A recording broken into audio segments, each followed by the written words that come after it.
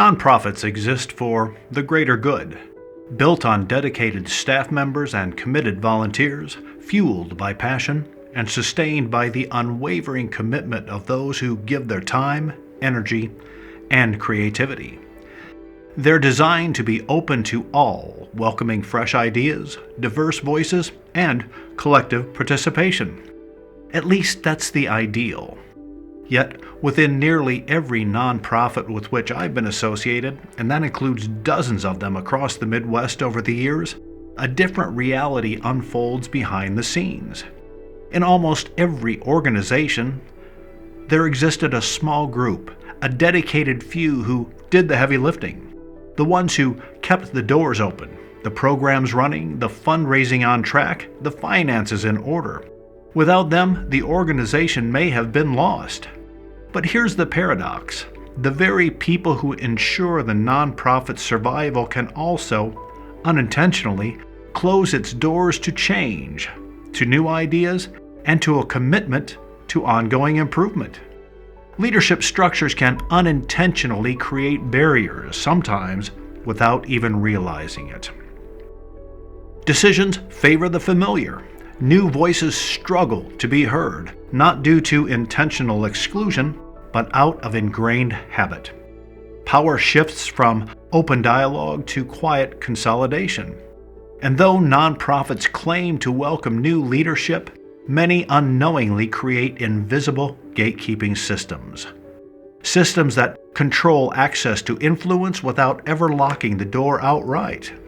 The organization doesn't necessarily decline in quantity, but it stops evolving in a positive direction of growth, maturity, efficiency, and impact. It still moves, but often in circles, because only a few people are truly in charge, guiding the direction and making the decisions. I call them the ruling elite. Ask around and you'll hear the same story. A handful of people make the big calls. A small group holds the influence. On paper, there is a board of directors, committees, open meetings, but in practice, decisions tend to echo the same voices, time after time. And this isn't just frustrating, it's disempowering. This dynamic isn't unique to one group or one city. It happens in nonprofits across the country, from arts organizations and advocacy groups to faith-based charities. Educational institutions, environmental movements, healthcare foundations, humanitarian aid networks, and community outreach programs. Whether supporting social justice, disaster relief, cultural preservation, or youth development, the missions may differ, but the reality of a ruling elite appears again and again, and it's a dynamic that's hard to break. Leadership turnover happens. On paper, term limits exist. Roles rotate, but often the power stays where it has always been. People step down from one role only to reappear in another.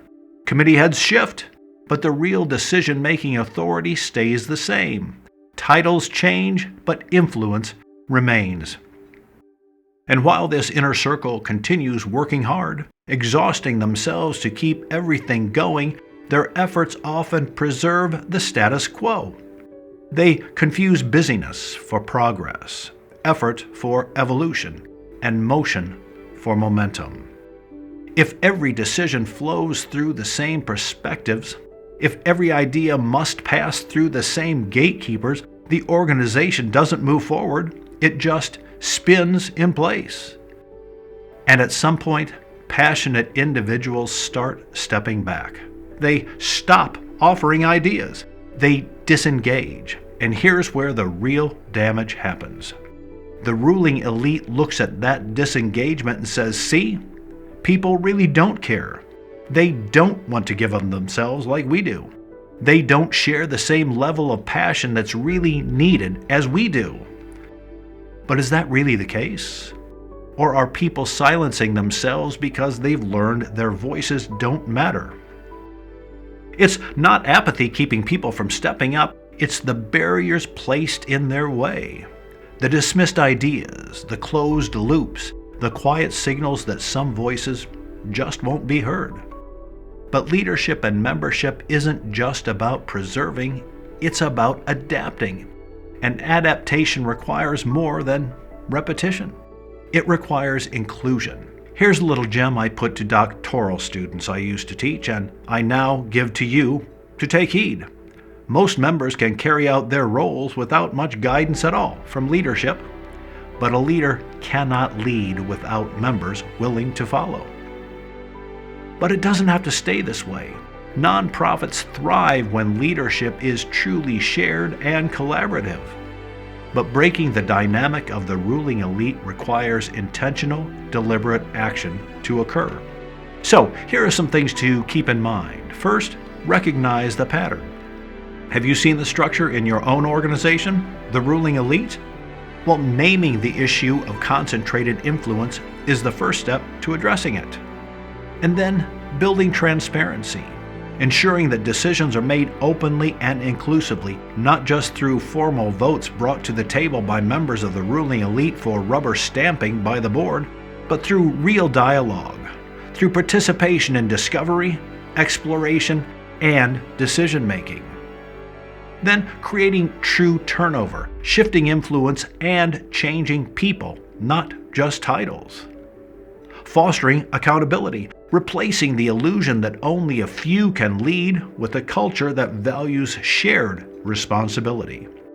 And encouraging mentorship by cultivating new leaders from within so transitions aren't just reassignments from among the same core group. Imagine a nonprofit where leadership is shared, where experience and innovation work together, where participation isn't limited to a select few but encouraged at every level, where movement isn't circular but rather in forward progress.